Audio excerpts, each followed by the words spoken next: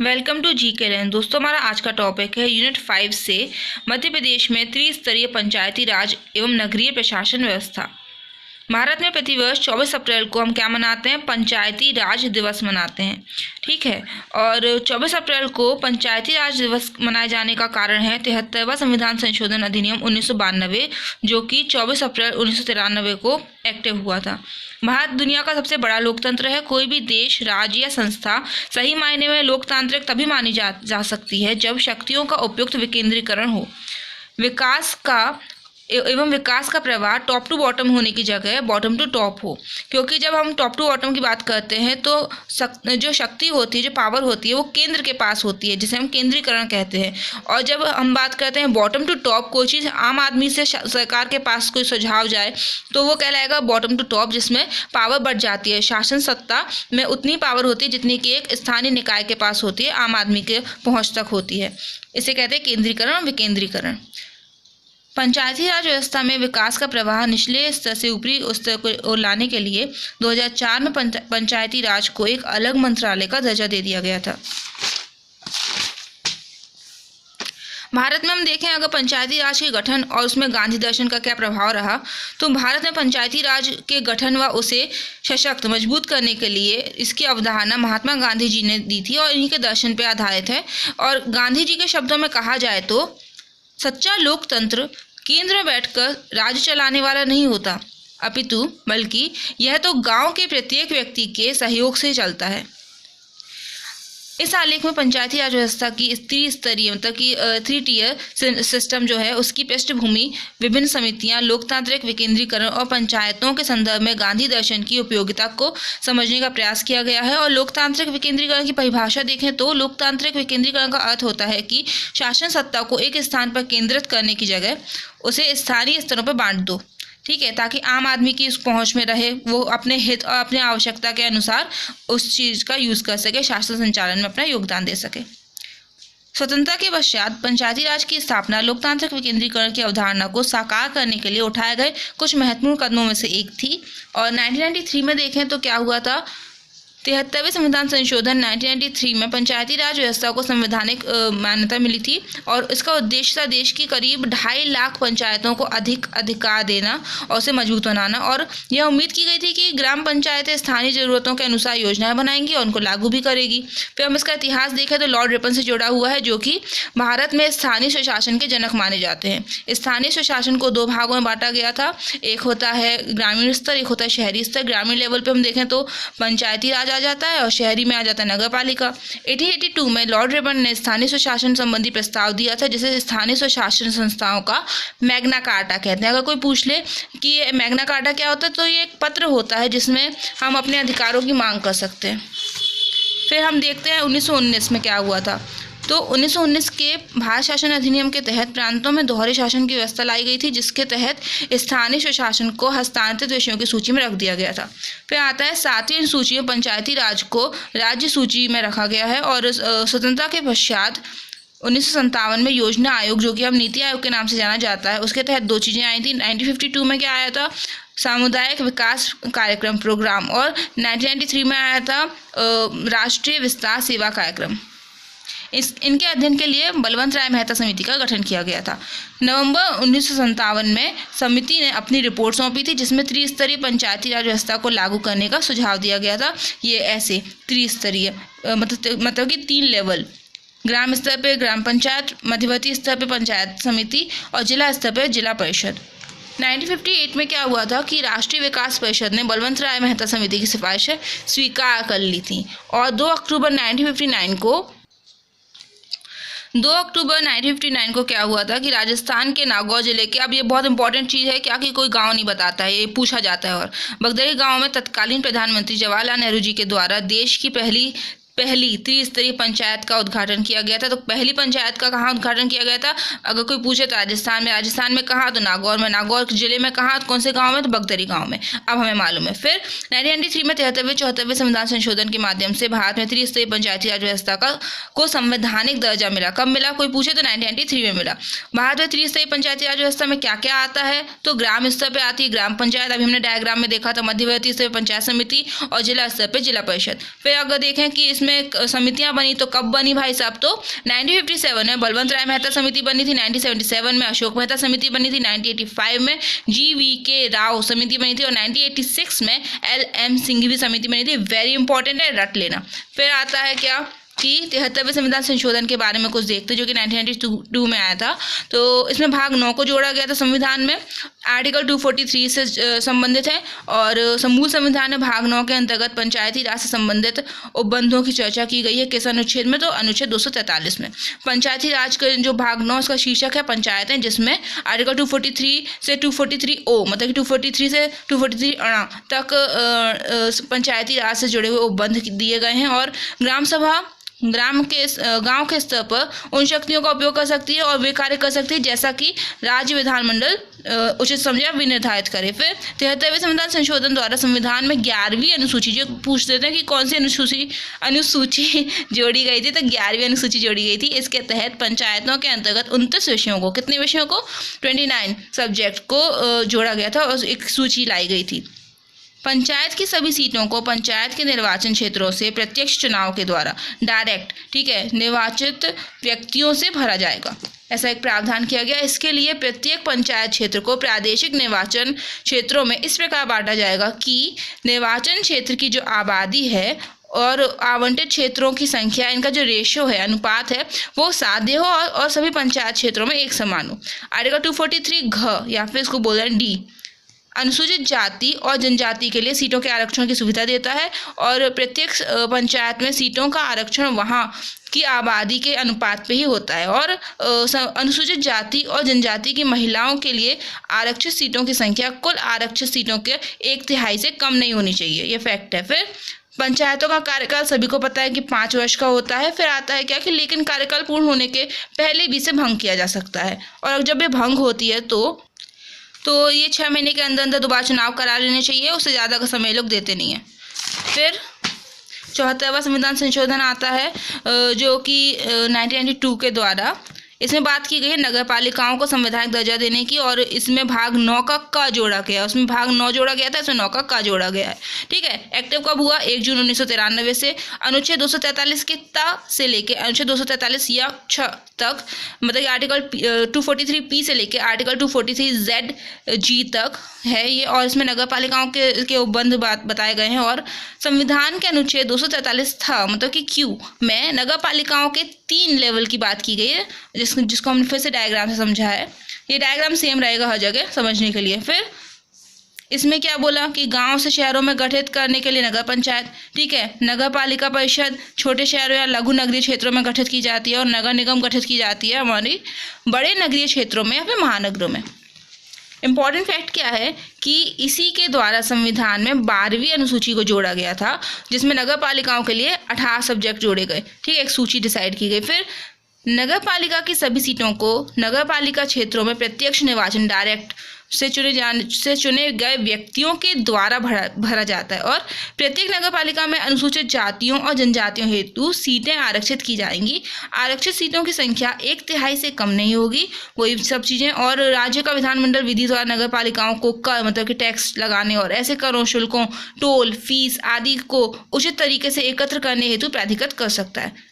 पंचायतों के संबंध में गांधी दर्शन, जैसा कि हम पढ़ रहे थे, वही थोड़ा आगे भी है। जैसे कि गांधी जी खुद को ग्रामवासी मानते थे, ठीक है, और गांव में ही बस गए थे।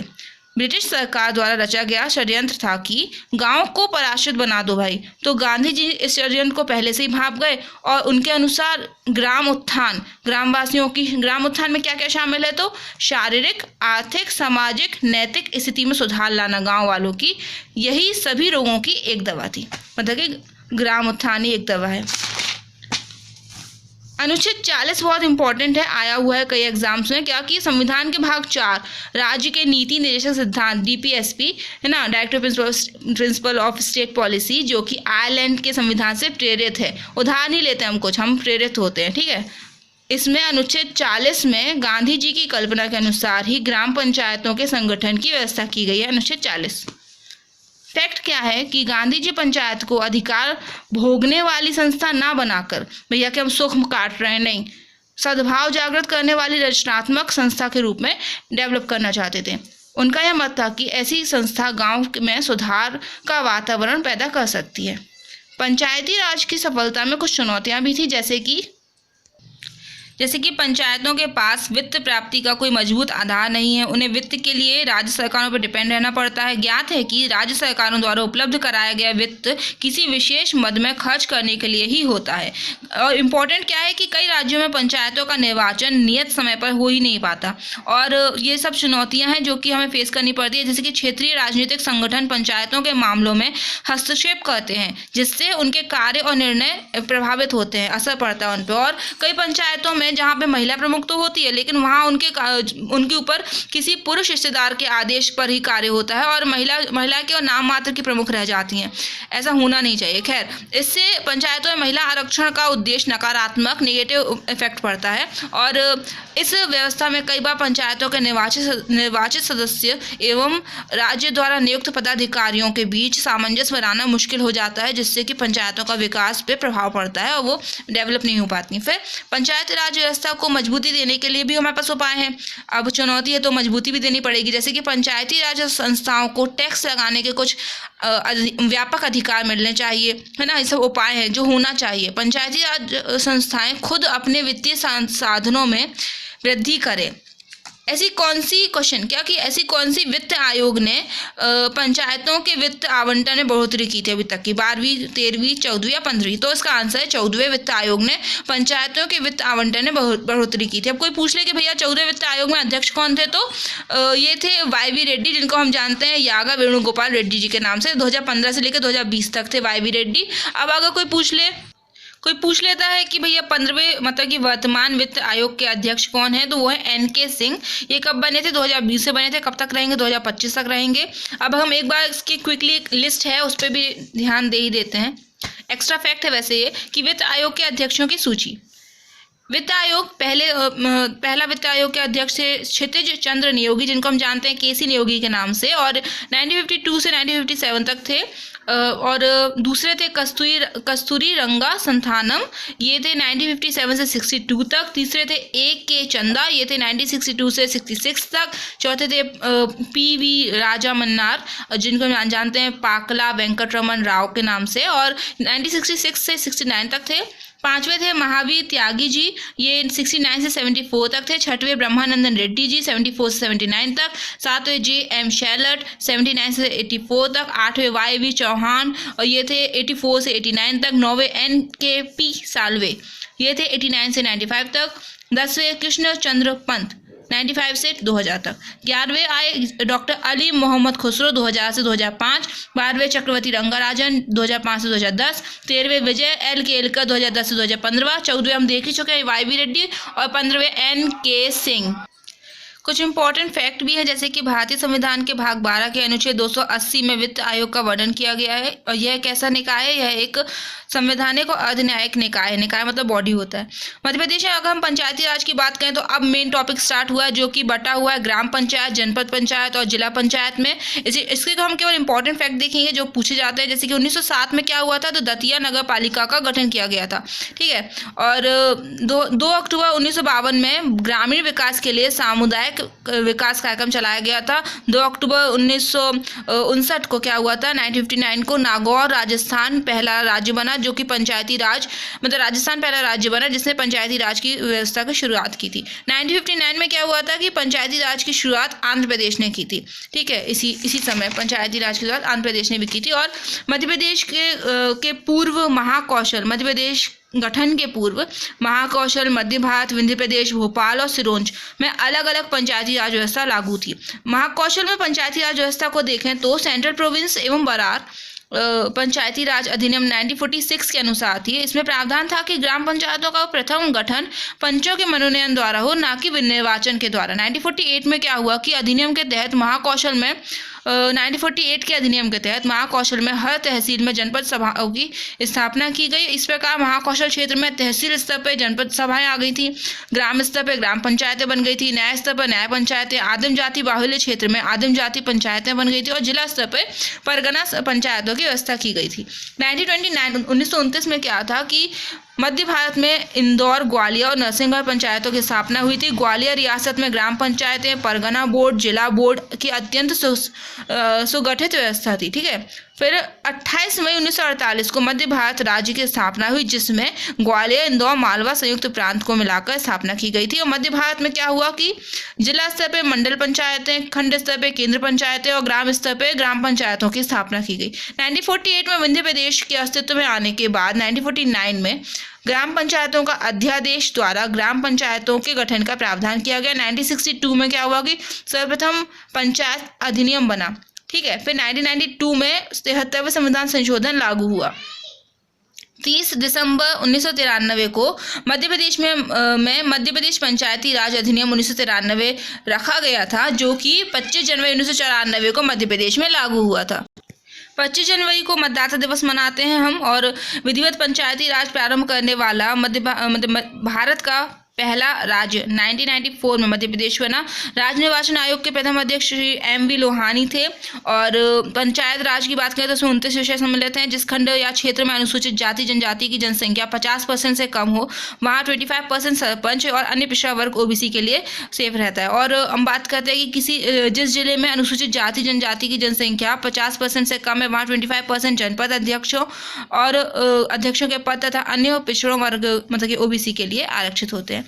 राज्य में 20% स्थान जिला पंचायत अध्यक्षों के लिए और अन्य OBC के लिए रहता है आरक्षित। और जिस पंचायत में प्रमुख अनुसूचित जाति जनजाति या पिछड़ा वर्ग OBC का नहीं होता है, तो वहाँ का उप प्रमुख इन्हीं वर्गों में से ले लिया जाता है, निर्वाचित होगा। और 2006 और 2007 की बात करें तो पंचायतों में महिलाओं को 50% आरक्षण दिया गया था 2006 और 2007 में। इसके पहले क्या था, तो इसके पहले भैया 33% ही था। फिर हम बात करते हैं मध्य प्रदेश पहला राज्य बना। मध्य प्रदेश में नई संवैधानिक व्यवस्था के अंतर्गत त्रिस्तरीय पंचायतों का चुनाव करवाने वाला पहला राज्य बना। क्वेश्चन यह है कि क्यों पंचायत चुनाव दलीय आधार पर नहीं होते हैं, तो पंचायतों को दलीय भावना और दलीय दोष से दूर रखने के लिए ऐसा किया जाता है। राइट टू रिकॉल क्या है, तो अपनाने वाला MP पहला राज्य बना। राइट टू रिकॉल के माध्यम से वापस बुलाने का अधिकार दिया जाता है, जो कि निर्वाचित होने के 2 वर्ष या फिर 2 वर्ष बाद 2/3 बहुमत से संभव होता है। अब इसमें एक फैक्ट क्या है कि सबसे पहले राइट टू रिकॉल का प्रयोग MP ने किया था, अनूपपुर जिले के द्वारा किया गया था। अनूपपुर जिले की जो तहसील थी उसमें पल्लविका पटेल को इसी अधिकार के द्वारा जनता के द्वारा हटा दिया गया था। 2 फरवरी 2006 से मनरेगा योजना मध्य प्रदेश में लागू है। और मनरेगा के पहले ये नरेगा नाम से जानी जाती थी, national rural employment guarantee act 2005 के तहत आया था। और इसमें अभी मनरेगा हो गया था। और कब हुआ था, तो 7 सितंबर 2005 को महात्मा गांधी शब्द जुड़ गया। ठीक है। और इसमें ये है क्या चीज़, तो प्रत्येक ग्रामीण परिवार को जिसके वयस्क सदस्य अकुशल शारीरिक श्रम करने की स्वेच्छा से आते हैं, एक वित्तीय वर्ष में कम से कम 100 दिनों का इनको गारंटीकृत मजदूरी रोजगार दिया जाता है। ग्राम सभा की बैठकें जाती है तो कैसे होती है, प्रतिमा होती है, ग्राम सभा की सुविधा के अनुसार संपन्न होती है। न्यूनतम जो कोरम है वो गणपूर्ति 20% अनिवार्य होता है। और कोरम में 1/3 महिला होनी चाहिए और SC/ST के सदस्यों की उपस्थिति आवश्यक है। ग्राम पंचायत की बात करते हैं। अच्छा, ये हम इसके अपने सेकेंड पार्ट में पढ़ेंगे, क्योंकि ये बहुत बड़ा हो जाएगा नहीं तो। Okay, thank you friends, bye.